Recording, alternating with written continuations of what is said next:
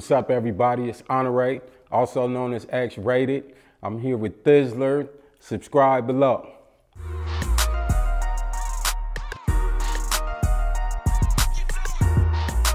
Looking back on it, I'm one of them people that I don't indict my culture. So you got a lot of people change their lives or get educated to indict the culture. I like that, I get educated and I could tell you what's beautiful about my culture. I could tell you what's wrong with it, but I could tell you what's beautiful with it.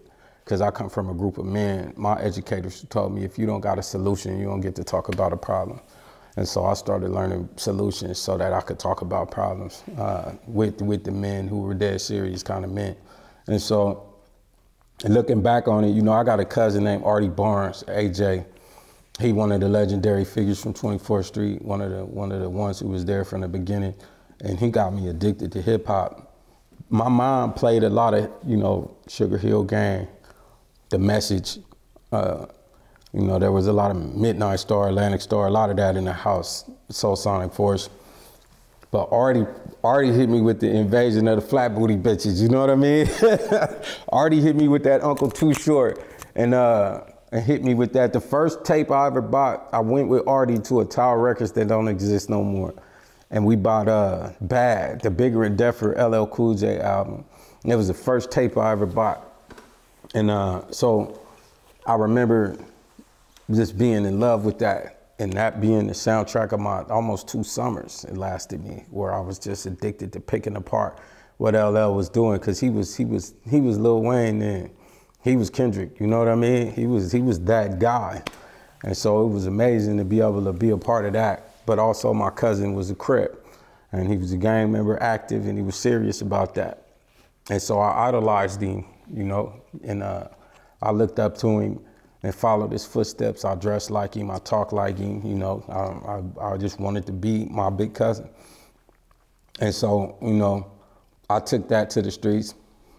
Brotha Lynch Hung from Tamara, Shannon, and Kirkway, 24th Street baby. And so, I'm a generation under him. I call him my big bro. That's my big homie. And so he was running in a circle that was a little bit older than me. And they were known for dancing. They had dance crews, DJ crews. He was savage on the dancing. They called him Ice Cold. And couldn't nobody fuck with Brotha Lynch with no dancing, and they couldn't fuck with him with no flipping. That nigga was like an Olympic flipper, you know what I mean? He was like a gymnast. He really was cracking. I'm serious too. I mean, do flips for like a mile. He was saved out. So I'm looking up to him and hearing about him. And so I was at a house party for my grandmother's death date in 1991. And and 666 came with my cousin Nicole. And I have rhymes taped to the walls the way people tape up comic books. I had rhymes on the walls, and he walked in there and was like, who the fuck wrote this shit? And I'm like, I did. Spit some bars with him, and the next day he brought Lynch. And so me, Lynch, and 666 spit bars till 2, 3 in the morning at my boy Tantrum House, Percy Hunter. And he was like, man, if you can pay for your studio time, I'll put you in a booth and let you do you. And come on, man, you can't tell me that. This is Reagan era politics, you know what I mean? I went and got the sack. I told my big bro, Tony, and the twins, Raymond and Rich, man, I need a sack, straight up. And they gave me a little bit of money. I took that to the big homie BK, and he was like, Big Ken Martin. He was like, pull up. So I went to the hood. I gave him the money. He go in the house and come back with a big ass softball of crack cocaine. Then I left. I'm walking down the street. I start feeling guilty. So I go back. I say, big homie, I think you gave me the wrong one. And he was like, he laughed at me. He laughed like he gonna give me the wrong thing, right? So he walked back in the house and come back with a bigger one. And he was like, this right here is for being a solid little homie, man. I appreciate that you had the thought to come back. He's like, I gave you what I wanted to give you, but here you go. This nigga gave me, it was almost a quarter pound of crack cocaine. Incredibly destructive to the community, and I contributed to that. So I went out there and got that off all day, all night for 3 or 4 days, did my thing, got my paper up, and went to Inharmonic Studios and paid for my own studio time and made a little EP with Brotha Lynch and 6. And we put that out and that started popping. And that got into the hands of Cedric Singleton. And Cedric Singleton started looking for me, and Meek O'Ure from Meadowview Gardens started looking for me. They like, you know, I ran into Meek. He didn't know it was me. You know, I used to be right next door at Tracy Butler, Andre Butler's house from Miko and Sebo Grandma's house all the time. So they knew who I was, but they didn't know that was my tape. They're like, who the fuck is X-Rated? You know what I mean? Who the fuck is Honore? And so I ran into to young Meek in Juvenile Hall. And I didn't even know he was that young, because this nigga was breaded out, driving Cougars and Stangs and all kind of shit. He breaded out. I'm like, fuck is young Meek doing in Juvenile Hall? And it's come to find out he was just a year or two older than me. And Meek was like, nigga, you X-rated? I got you.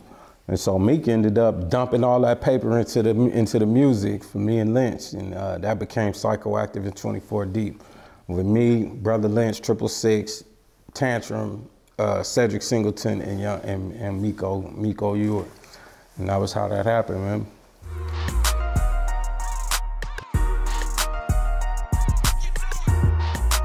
It was very early.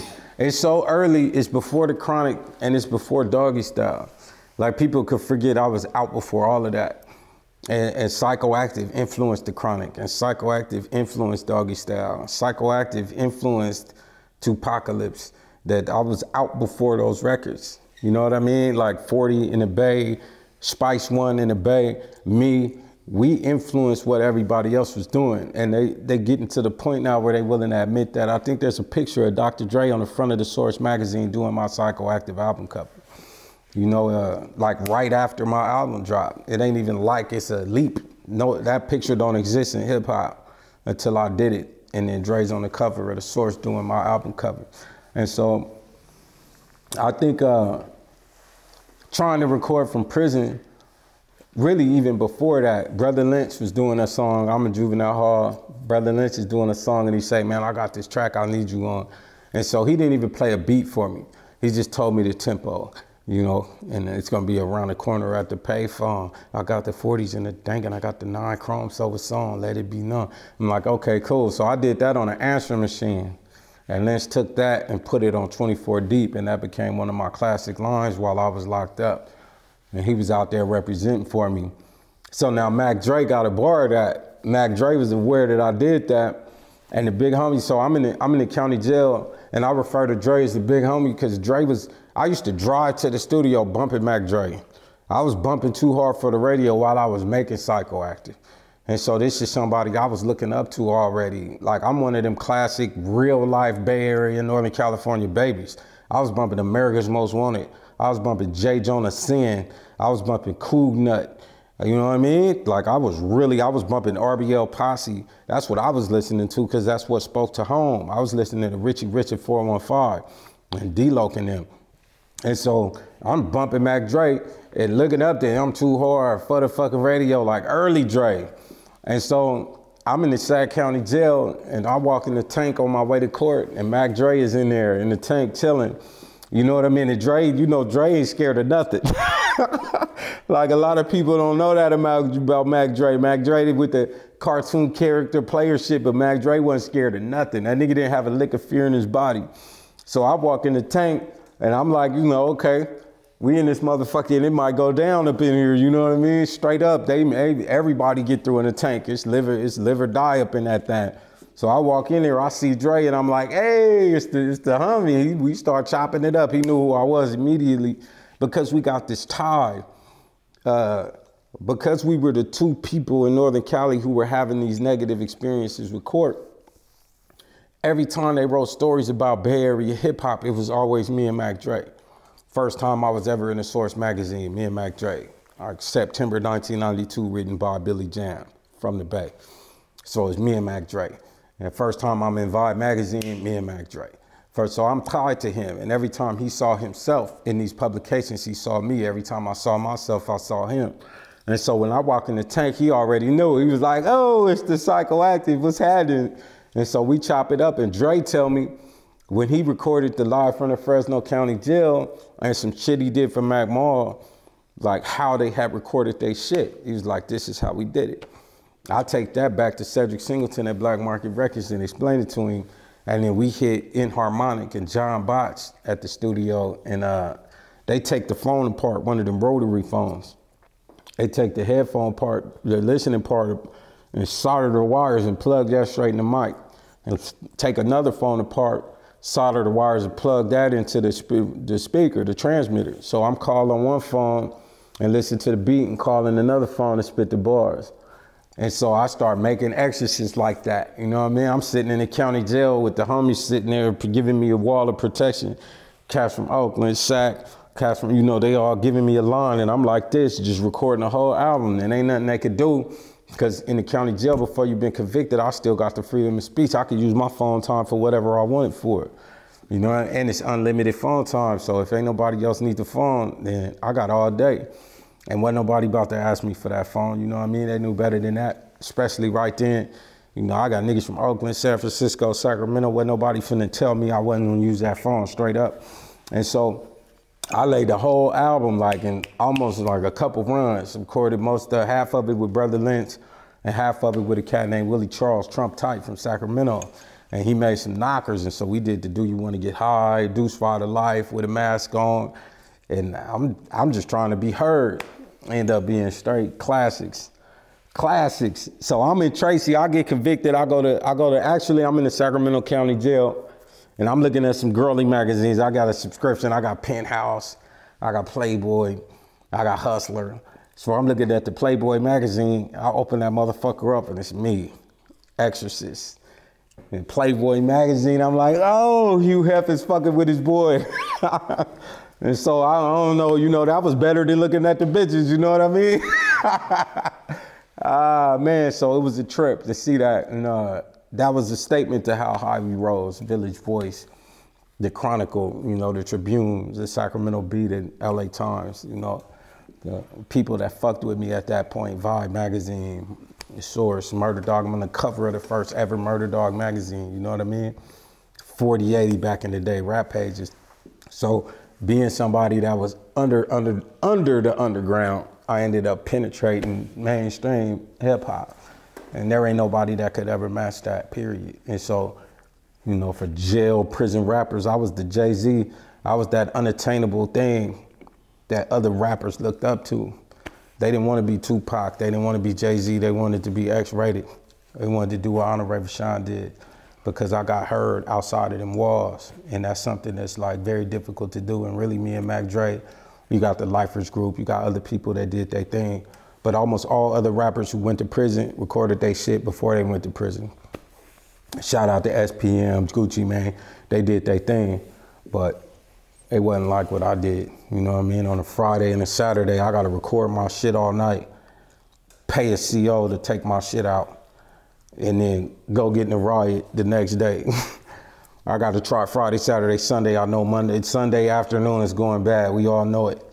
I got to do 100 songs in that period of time, because I might not be able to do this again for 2 or 3 years. And so shit like that becomes unforgiving. Shit like that becomes nefarious. Vengeance is mine. You can hear that intensity in the music. It wasn't all, you know, made the way I wanted it, but it was the reality of what I was dealing with, for real. It was the truth.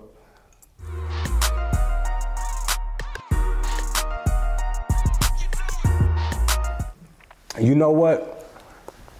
The homie Hollis, I don't have no issues with Hollis. I love Hollis. He owns some car dealerships, he doing his thing.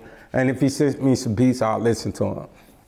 KG sent me some beats, and he's another one of the producers people know me for. And that maybe Hollis got a lot of credit for even some of the shit that he did, people just thought. But KG was responsible for the Nefarious album and Vengeance is Mine as well. And he's in my phone right now, and I got a drive full of beats from him for the next project. So I'm not unwilling to fuck with Hollis, but this is my perspective.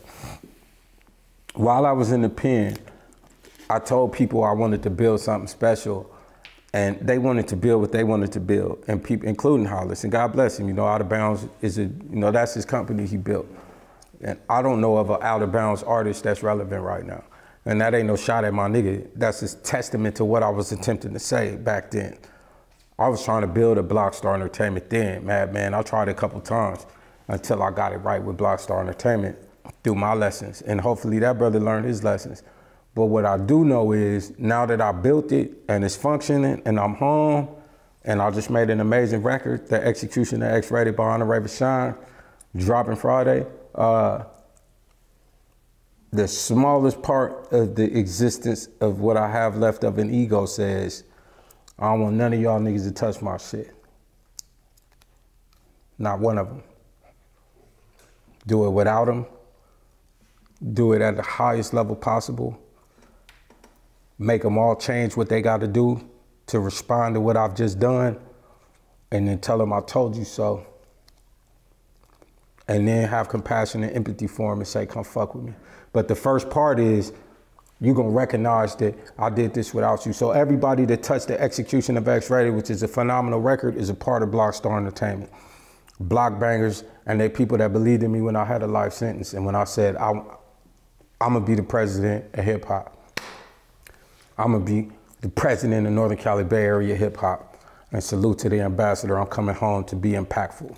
And The Execution of Honoré Vachon Brown. The Execution of X-Rated by Honoré Vachon is a fulfillment of that promise. These niggas believed in it. Everybody on my team. I had 31 to life and no chance of coming home at all. Pete Wilson, Gray Davis, Arnold Schwarzenegger, and then here comes Jerry Brown, and now Gavin Newsom. No chance of coming home until 2012, and they start changing laws and saying, first of all, mass incarceration is a burden on the California budget because they gave a fuck about the dollars before they gave a fuck about the people. Plata, Coleman, court rulings, now overcrowding, medical is insufficient, inadequate, and now it culminates in Youth Offender Bill 261, 260. We have to get these people out of prison, and here I am. I got people on my team that didn't know if I was ever getting out of prison that rocked with me. The Cedric Singletons, you know, Kai Starr, Cringe Beats, The Bird, Low Key. These people didn't know if I was ever getting out of prison and rocked with me like I was, because I told them I'm coming home. And this is years before it happened. I'm coming home, I understand the formula, and I'm about to get about this bitch. And they said, let's do it. Filthy Rich, my boy Rich Morales from South Sac. Filthy Richard, not to be confused with my nigga from the town. You know, Filthy with the PH, you know, I'm talking about Filthy Rich with the FH, with the FI. I told them I was coming home while I had 31 to life, and they believed me. And them other niggas, as soon as I got them to a certain level, start fucking with other niggas. Like you take a broad in a room and she ain't secure in being your broad, and you around niggas of another level than you, but they may not be of another dream than you. And that bitch gonna jump to the nigga with the next level pocket because she can't respect your dream. Your dream might be bigger than his vision, but his pocket is presently bigger than yours. And you get a broad in that room and she gonna make that jump if she ain't A1. And that's what some of them niggas did to me. I got them in the game and niggas gave a fuck about them because of nefarious and vengeance in mind. So now you working with Snoop Dogg, now you work, but they was listening to me. Uncle Snoop was listening to my shit. He wasn't listening to Hollis, he was listening to me. And so now you want a Hollis beat, or badass want a Hollis beat, you go jump on that. Where am I at? You know what I mean? I'm saying, hey, I got a vision, and it's like I'm yelling into a tunnel. And I feel that way about a lot of people. And so I built my own shit. I took 2 or 3, 4 or 5 steps back so I could take 20 forward. And while people were wondering where I was in the dungeon, hire an entertainment attorney, build a California S Corp, pay all my back taxes, hire an accountant firm, and get the nigga on the door to be my CFO, and built a solid foundation, and then start constructing on that. Drop a few albums, like whatever quality, to try and do my thing. And then I walk out this bitch and I'm standing on a foundation better than damn near anybody ever built in the history of our hip hop at all. It's only a few of them fucking with it. Sake with it, Empire, and Blockstar Entertainment. Period.